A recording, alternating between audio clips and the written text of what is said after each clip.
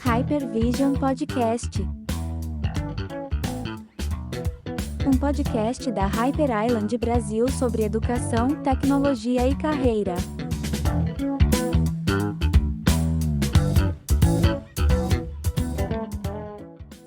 Muito bem-vindos ao Hypervision Podcast, mais um episódio da podcast da Hyper Island.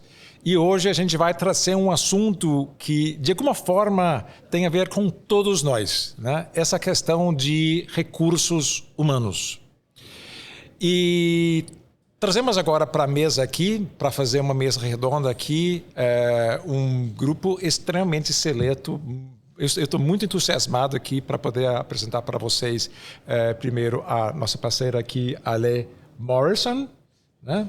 E temos também aqui a Patrícia Borbato, tá? E o Christian Cetera, tá? E eu vou pedir para vocês, inicialmente, se apresentem um pouco, né? Fala um pouco sobre quem vocês são.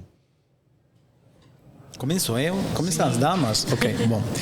Eu sou Christian Cetera, eu tenho mais de 25 anos de trabalho como líder de recursos humanos. Eu sou originalmente argentino, agora também sou brasileiro. E eu moro aqui no Brasil faz mais de 20 anos.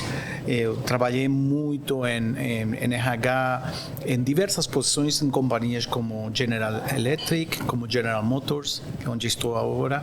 Agora estou liderando RH para a Sudamérica, então estou muito feliz de estar aqui. Muito obrigado a vocês pelo convite. Obrigado, Cristian.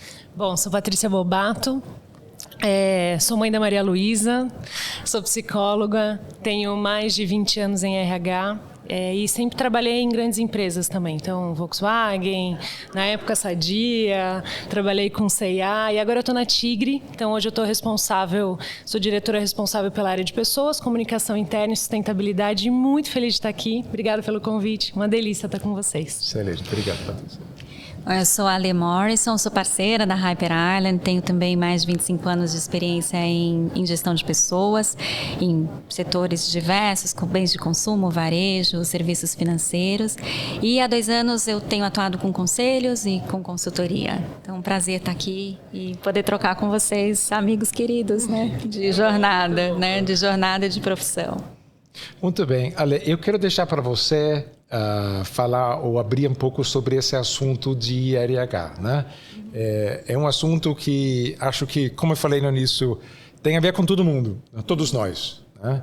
Porque tem a ver com como que nós somos como gente, né? Como é que a gente trabalha em grupos, como é que a gente trabalha individualmente, esse cruzamento entre a vida particular e a vida profissional e tudo. Eu queria que você compartilhasse um pouco seus pensamentos e aí queria também pedir para você conduzir um pouco a conversa com a gente hoje. Muito obrigada.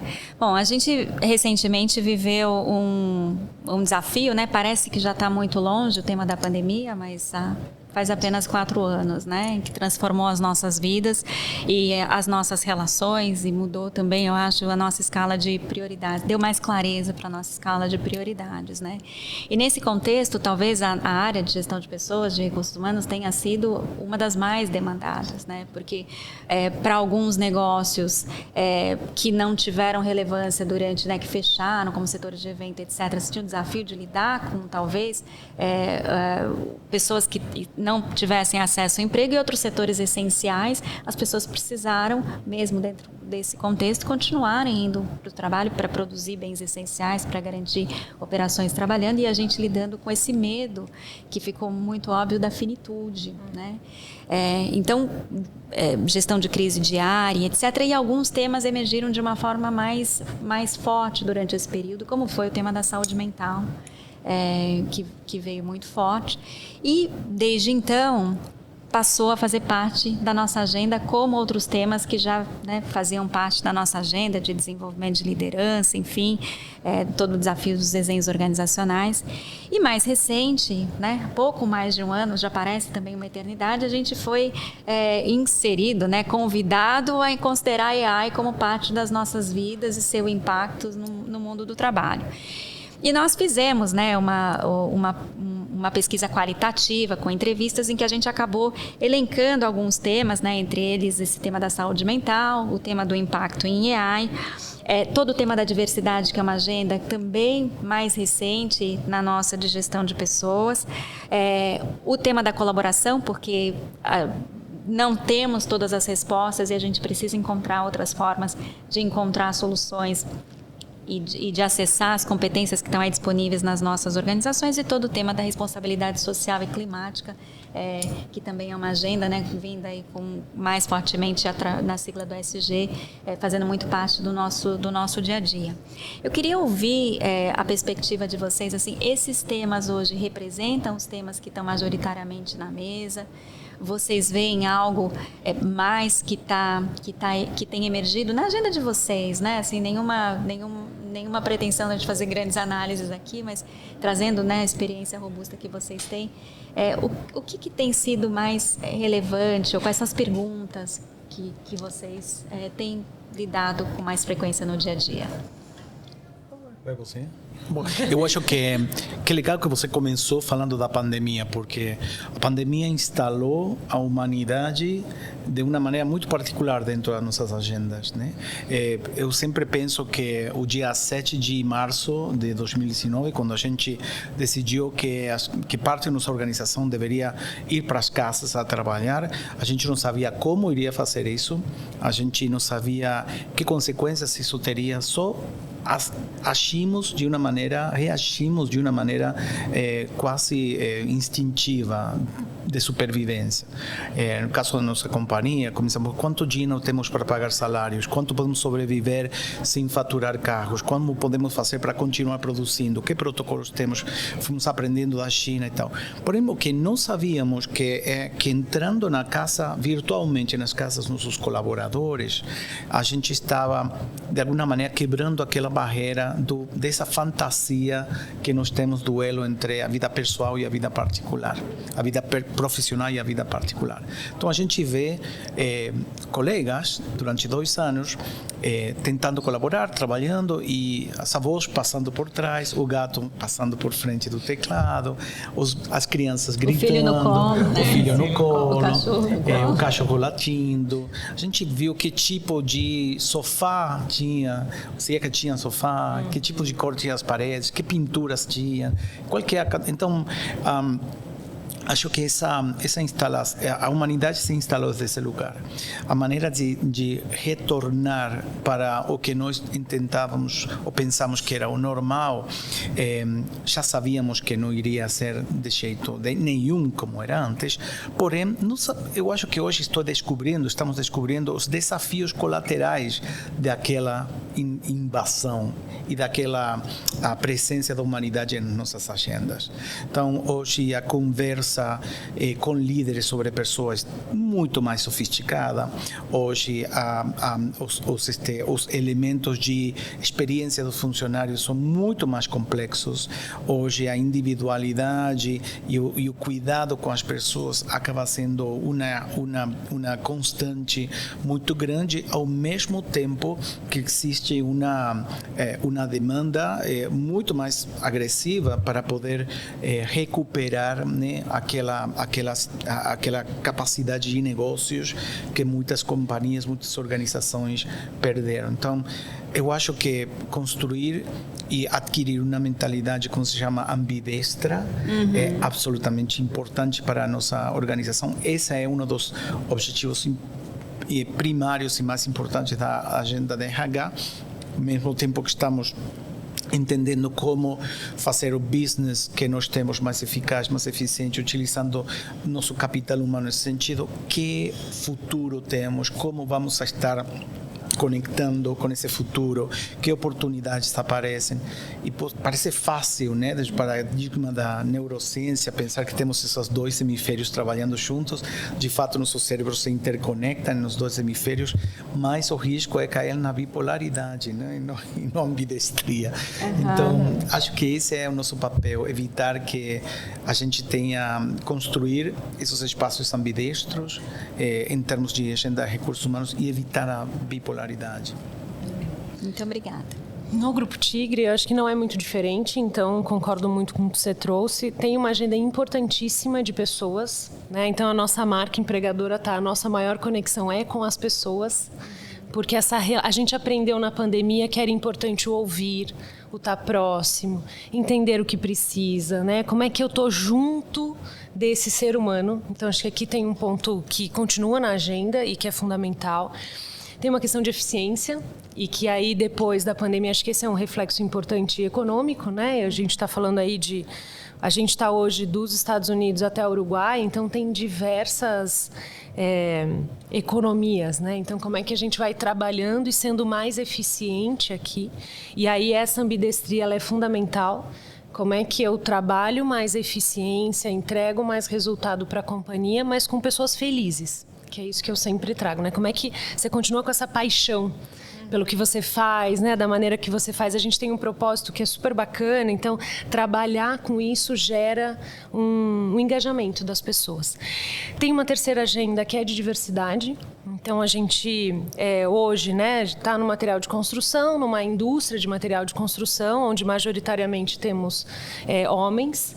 E a gente quer chegar a uma equidade, que eu acho que esse é o grande ponto que a gente quer aqui, né? Ou seja, não é mais mulheres, é como é que a gente trabalha a equidade aqui. Então essa agenda está muito forte dentro do RH. E sustentabilidade está comigo também, Ali. Então, essa agenda também está comigo, né? Desse olhar, quando eu olho para o Brasil, esse olhar de saneamento básico, a gente sabe que é fundamental.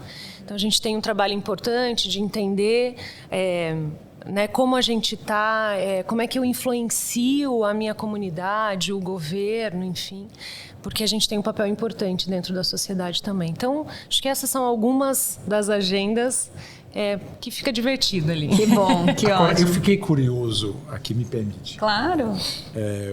O Cristian, você trouxe esse assunto da pandemia, né? Que foi tanto discutido. Então, quer dizer, a gente naquela época viveu um novo normal. Aí a gente meio que saiu, né? Tem gente que diz que não, mas acho que a maioria concorda que a gente saiu, né?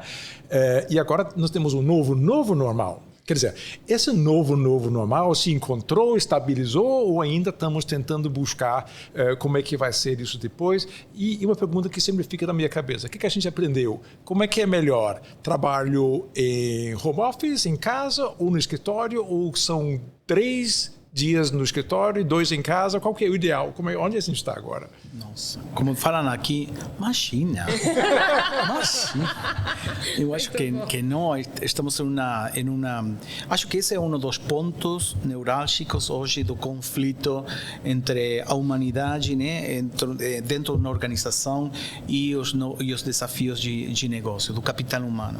As pessoas, quando saíram da pandemia, adquiriram um repertório, elementos que têm a ver com sua própria humanidade, com sua própria identidade, que hoje não querem abrir mão.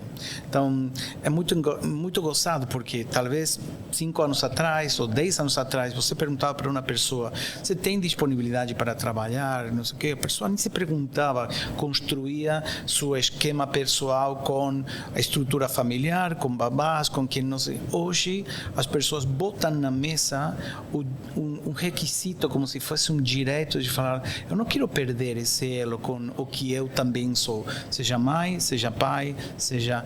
Então, acho que é um dilema que as companhias não têm resolvido de uma maneira muito eficaz ainda. Por quê? Porque muitas vezes, e essa é a minha opinião pessoal, as companhias foram para o esquema um pouco autocrático. Vamos voltar ao que a gente fez, voltamos e acabou, e você se vira, né?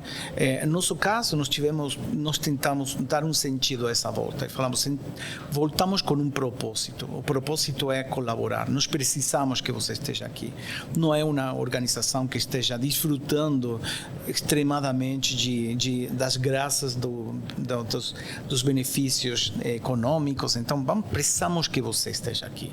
É uma questão de emergência, volta isso dentro de suas prioridades, porque não é o mesmo você ficar em casa que você ficar aqui 3 vezes por semana. Então voltamos com propósito, voltamos especificamente com uma agenda onde existe uma liturgia de eventos e de situações que fazem que as pessoas encontrem ou procurem ou equilibrem nesse sentido dentro de suas vidas pessoais. Agora, isso está na mesa, acontece, as pessoas têm que fazer, obviamente, têm que tomar decisões, têm que abrir mão de suas coisas que durante 2 anos foram incorporadas. São consequências que ninguém avaliou naquele momento e que hoje nós temos que definir, que temos que trabalhar dentro dessa agenda do RH. É muito difícil, é muito difícil. Para mim é um espaço de recontrato laboral, não somente do ponto de vista emocional, sino do ponto de vista de que paradigma de relacionamentos, de trabalhos entre nós vamos a querer daqui para frente. Eu adorei essa tua ideia do novo normal. Já vai usar. Porque eu acho que o ser humano tem uma capacidade incrível de se adaptar muito rapidamente, né? Essa plasticidade aí de nunca tinha vivido uma pandemia, daqui a pouco estamos na pandemia, então você se adapta a ela. Daqui a pouco você sai dessa pandemia, como é que você se adapta de novo? O que me pega, sendo super honesta com você, é essa possibilidade de achar que a gente não aprendeu nada com a pandemia. Ou seja, deixa eu voltar antes da pandemia, o que era mais fácil, né? Ou seja, mais conhecido. Porque me economiza energia, né? Sem dúvida nenhuma, eu estou lá, sempre fiz dessa forma, está tudo certo. Isso me dá medo. Porque o que eu percebo é que tem que ter um propósito por trás, né? Então, hoje, dentro da Tigre, a gente tem vários formatos de trabalho. Então, na operação não tem como, eu preciso que seja presencial, mas que ali dentro a pessoa tenha a maior segurança para que ele vá trabalhar bem.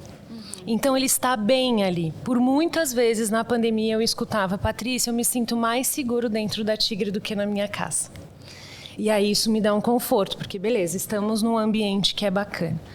Quando eu vou para um híbrido, né, hoje a gente tem tanto híbrido quanto home office, depende da tua função, mas o que a gente quer mesmo é trabalhar com momentos que importam, que é isso que a gente fala lá, né? Então, ou seja, tem momentos que eu preciso estar junto, preciso ver olho no olho, eu preciso sentir, ver a energia das pessoas. Isso é um momento que importa. Então, a gente vai se reunir, a gente vai estar junto, Agora, ir para o escritório para eu ficar em reunião, você em reunião, e você, né, junto com... Não faz sentido, né? Então, ou seja, o que eu aprendi disso tudo, né? O que eu tenho que entregar é o que eu combinei com você. Não importa se eu vou fazer isso nas 8 horas, em 4, enfim. Me entrega o resultado, que foi isso que a gente combinou.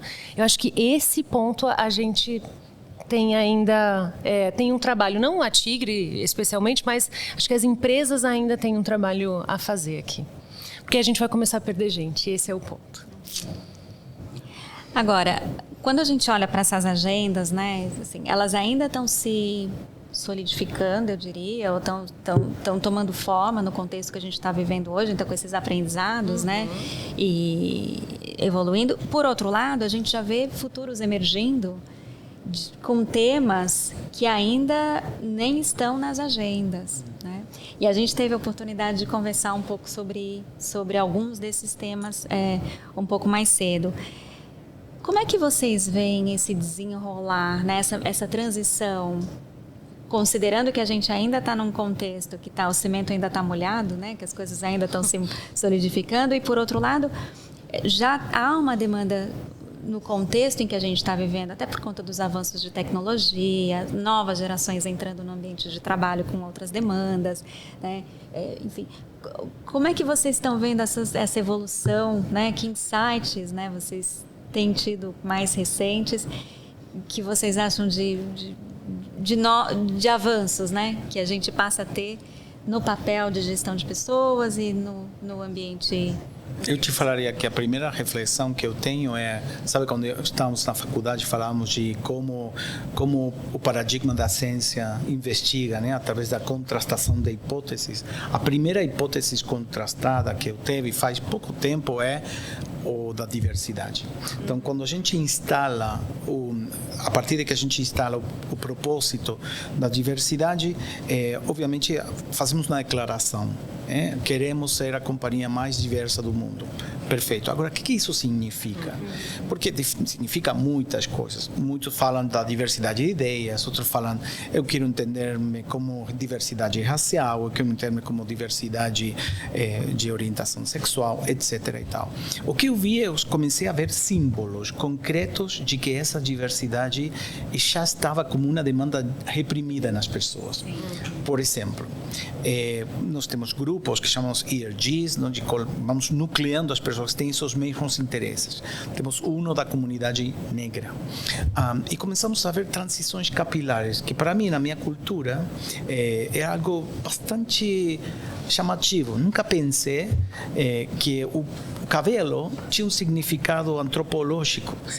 Nunca pensei. E quando eu vejo, e quando comecei a estudar a história do Brasil, quando comecei a entender o que significou o programa de branquitude no Brasil, a negritude no Brasil, entendi por que essa obsessão. Quando eu cheguei no Brasil, contava para minha mulher, olha, tem um cabeleireiro por esquina. Todo mundo vai no cabeleireiro. Como é esse negócio? Para mim, o cabeleireiro é uma vez por mês e vai. E acho que daqui a pouco nem isso. E claro, por quê? Porque culturalmente o cabelo liso, o cabelo de uma determinada cor tem uma simbologia. Hoje vejo pessoas de altos níveis dentro da nossa organização, de poucos níveis, fazendo transição capilar. Você fala, poxa, e quem que é essa pessoa? Aliás, tem um caso emblemático de uma queridíssima colega de Legal, que não somente ela trouxe essa explosão de natureza brasileira, de ancestralidade brasileira, senão começou a usar cores, tirou o terninho, ela de Legal, tirou o terninho de secretária executiva de Chanel e começou a usar as cores do Brasil, as cores com quais se identificava. Aí comecei a ver que existem símbolos de que isso estava reprimido e que aparece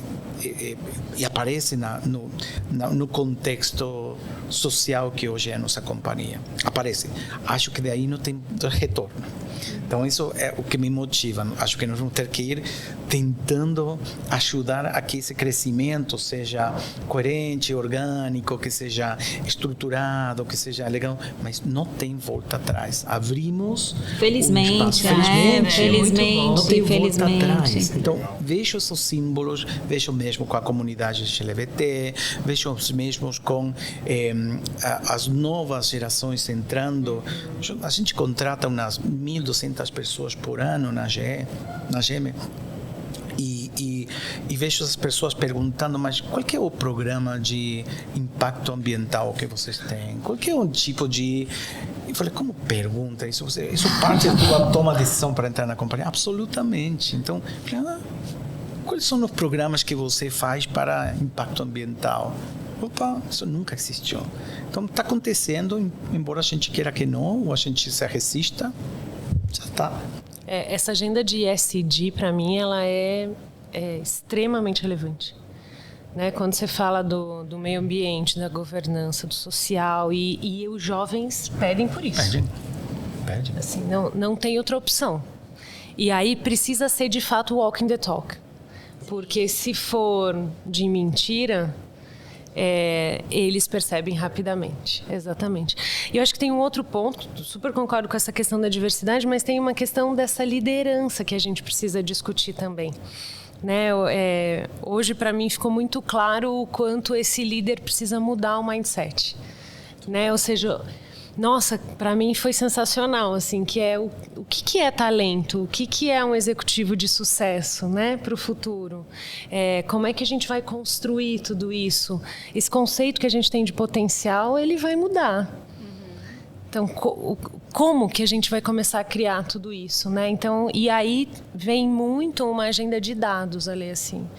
Né? A gente precisa capturar os dados, mas mais do que os dados é saber fazer as perguntas certas, que eu acho que aqui é o ponto. Né? Então, esse pensamento crítico de entender o que eu preciso, para quê, como que eu vou utilizar. Acho que esses são pontos bem importantes, assim. Eu vou construir a próxima pergunta em cima do tema da liderança. Eu estava falando com uma pessoa que eu conheço recentemente, ela falou assim, agora o líder ele também tem que ser gestor de eventos, porque se não tiver um motivo para as pessoas irem para o escritório, elas não querem ir, né? Então nesse contexto em que todas essas pautas que estão na nossa agenda, né, de gestão de pessoas evoluindo, elas também estão na agenda do gestor, ele também tem né, valorizar um time diverso, aprender a se letrar, para dar conta dessa agenda, para incluir, né, as pessoas e vários outros temas. Como é que vocês têm visto a evolução do desenvolvimento da liderança, né? Tem tido impacto? Tem exemplos, né, coisas que vocês estão vendo acontecer desde a contratação, no desenvolvimento? Mudaram-se os diálogos internos para incorporar essas novas demandas para este papel? Enfim, como é que vocês estão vendo a liderança evoluindo nesse novo contexto? Primeiro, eu falaria que tem muitas notícias ruins e uma só boa notícia. Então, eu começaria falando de que Deus se apiade dos líderes de hoje, né? Que tenha misericórdia, porque incluído eu como líder, não? Porque tudo que a gente estudou, tudo que a gente se formou, tudo que a gente estruturou como paradigma de verdade está absolutamente perimido, fora de tempo, fora de espaço, está totalmente ultrapassado. Colocado em xeque mesmo. Está colocado em xeque, já não tem nem condição de ser, não consigo entrar dentro da categoria de ferramenta. Então, muitas notícias ruins nesse sentido.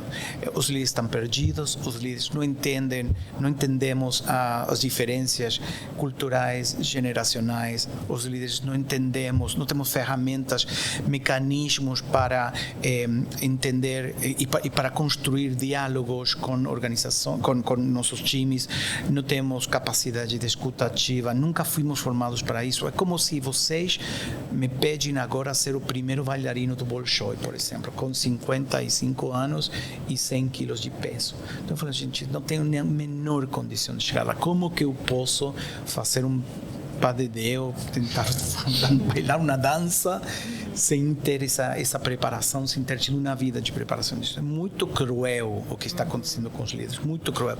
Não entendemos sinais, não entendemos a complexidade da diversidade, não entendemos como fazer cenários futuros, como se constroem relações, como se constrói confiança.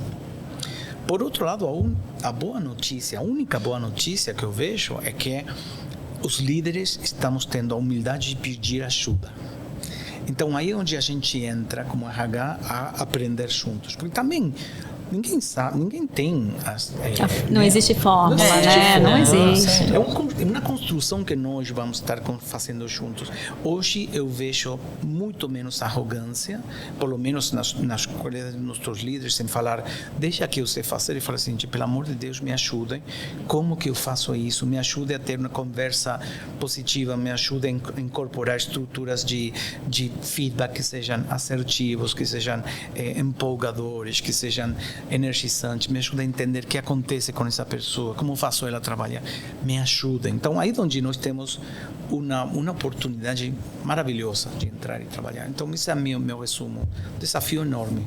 Acho que complementando, você fala muito de ajuda e aí para mim vem a questão da vulnerabilidade mesmo. Do líder poder mostrar essa vulnerabilidade que antes era... definitivamente você não pode fazer isso. E a partir desse momento que você consegue pedir ajuda, você se mostra vulnerável, você cocria. O que fica um trabalho muito mais interessante, né? Ou seja, não tem mais o top-down. Então, esse trabalho colaborativo, eu entendo que vai ser fundamental para a liderança.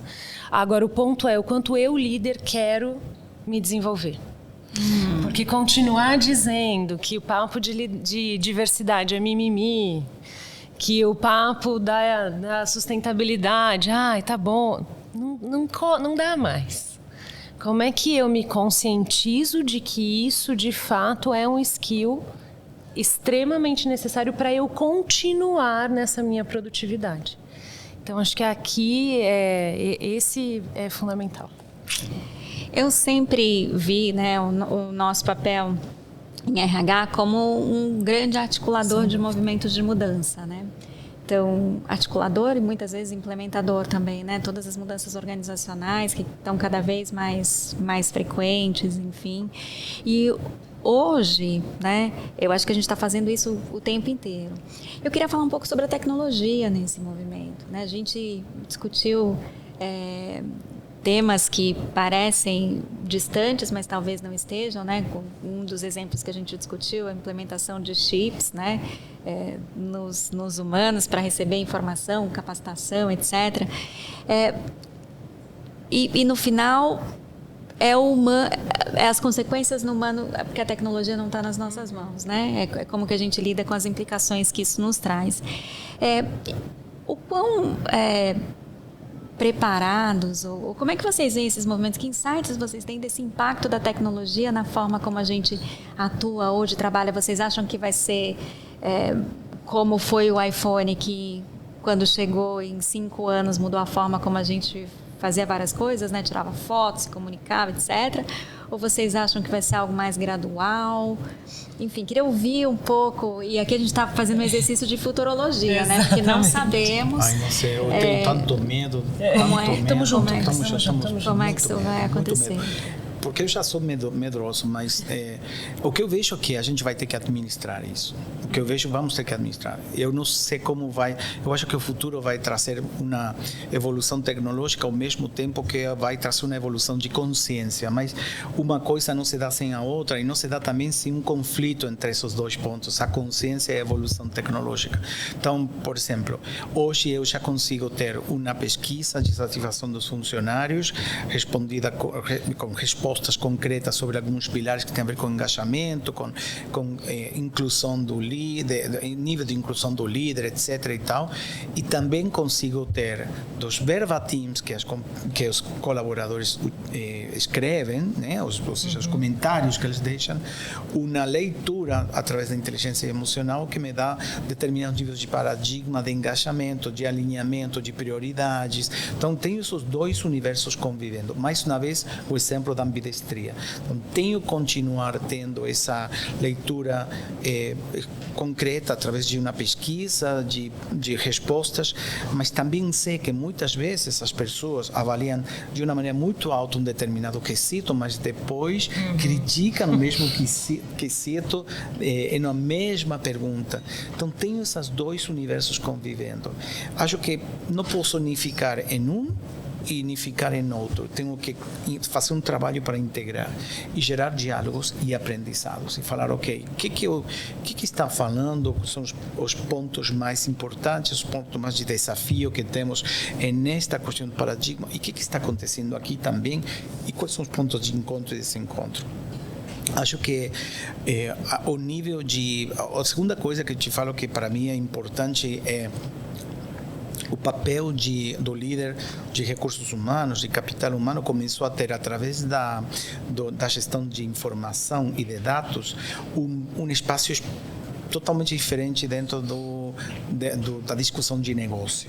Então, é diferente você falar sobre questões que você sabe, porque tem experiência, porque você sabe ter leituras das organizações, que você provar isso com dados. Em uma companhia como na que eu trabalho, que é tremendamente muito pragmática, vem de um paradigma engenheiro cartesiano, poder ter a chance de poder discutir talentos com dados absolutamente mudou o paradigma, mudou a credibilidade da RH, mudou o tom da conversa, levantou o nível da conversa. Então, hoje, se eu te falo que falo de potencial com dados, se eu falo de competências com dados e também com processos qualitativos, né? Também com processos qualitativos, é uma realidade. Isso mudou 180 graus o nosso papel.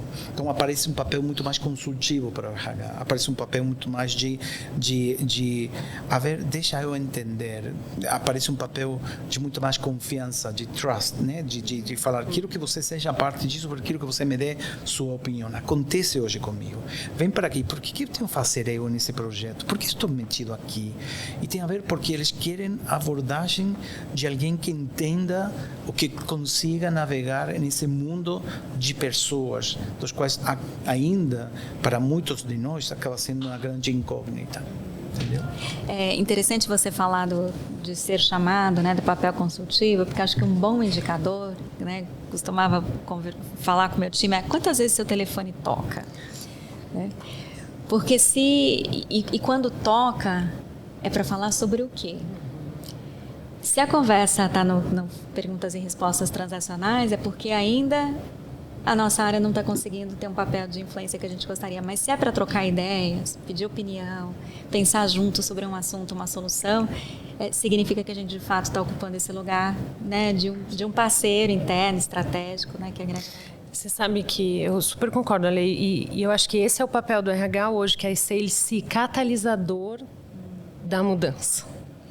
Né? Ou seja, a gente tem um papel agora tão importante e eu acho que não vai ser gradual. Como tudo está acontecendo, vai ser muito rápido. Então, como é que a gente se prepara, antecipa o que está acontecendo, porque o líder está no dia a dia, entregando resultado, e é papel do RH hoje antecipar isso e poder trabalhar com ele. Hoje na Tigre a gente tem um programa que chama Consciência Amiga, que no começo eu era super mal vista, porque eu sempre ficava do lado do gestor e falando, essa parte aqui foi legal que você trouxe, isso aqui não, isso aqui... Pô, Patrícia, você vai ficar do meu lado o tempo todo? Sim, vou. E agora eles me ligam. Vim aqui fazer um Consciência Amiga para entender se eu estou fazendo o processo correto. E falo, que legal. Quando eu não preciso mais falar, né, numa agenda de um evento, num café com líderes, sobre cultura, sobre liderança, sobre todo o nosso propósito, eu fiz o meu papel. Né? Porque a gente já está focado em... O líder está fazendo isso. É ele que puxa essa agenda.